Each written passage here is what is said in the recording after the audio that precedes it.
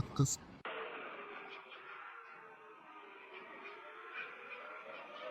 ក្របបែកអាមេរិកផ្ទុះលន់ក៏ក្រាច់អ៊ីរ៉ង់ពេញមួយយប់វាយកំទេចគោលដៅយោធា140កន្លែងមីស៊ីលនិងដ្រូនហោះបំផ្ទុះឆ្លងដែនយ៉ាងស្រួចស្រាវបង្ខំឲ្យប្រទេសអារ៉ាប់យ៉ាងហោចណាស់7ចេញទិញបាញ់ស្ទាក់មីស៊ីលនៅលើដែនអាកាសរបស់ខ្លួនប្រទេសទាំង7មានហ្សកដានី បារ៉ែន គុយវេត ហ្កាតា អេមីរ៉ាតអារ៉ាប់រួមអូប៉ង់និងប៉ាគីស្ថានយកតាម CNN ការវាយប្រហារចុងក្រោយបានកើតឡើងនៅយប់ថ្ងៃទី11ឈានចូលថ្ងៃទី12ខែកក្កដាឆ្នាំ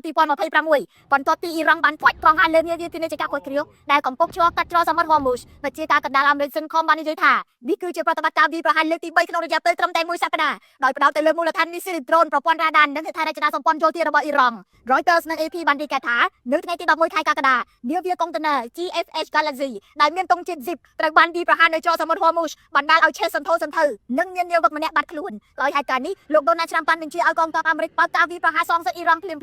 កងឆ្មាំបដិវត្តន៍អ៊ីស្លាមអ៊ីរ៉ង់បានអះអាងថាខ្លួនបានបាញ់គ្រាប់ព្រមមានទៅលើនាវាដែលឆ្លងកាត់តំបន់ហើយមិនស្ដាប់តាមការណែនាំរបស់ខ្លួនហើយបានប្រកាសបិទច្រកសមុទ្រ Hormuz រហូតបានមានការជួញដំណឹងជាថ្មីប្រព័ន្ធផ្សព្វផ្សាយអ៊ីរ៉ង់ក៏បានឲ្យដឹងដែរថាកងកម្លាំងរបស់ខ្លួនបានបើកការវាយប្រហារសងសឹកទៅលើមូលដ្ឋានទ័ពអាកាស Prim Hassan នៅក្នុងប្រទេសហ្សកដានីដែលគេជឿថាមានកងទ័ពអាមេរិកកំពុងតែប្រើប្រាស់ហ្សកដានីបានប្រកាសថាប្រព័ន្ធការពារដែនអាកាសរបស់ខ្លួនបានបាញ់ស្ទាក់មីស៊ីលអ៊ីរ៉ង់ជាច្រើនគ្រាប់ខណៈដែលបារ៉ែននិងអេមីរ៉ាតអារ៉ាប់រួមក៏បានប្រកាសពីការស្ទាក់មីស៊ីលនិងដ្រូនរបស់អ៊ីរ៉ង់ផងដែរចំណែកហ្គាតានិងគុយវេតបានបង្កើនការប្រុងប្រយ័ត្នជុំវិញមូលដ្ឋានទ័ពអាមេរិកនៅក្នុងប្រទេសរបស់ខ្លួនភាពតានតឹងថ្មីនេះកំពុងគំរាមកំហែងដល់តម្លៃប្រេងឥន្ធនៈសារជាថ្មីទៀតហើយក្រោយតម្លៃធ្លាក់ចុះមួយរយៈខ្លីខ្ញុំរស់សុធាពី News Today NDTV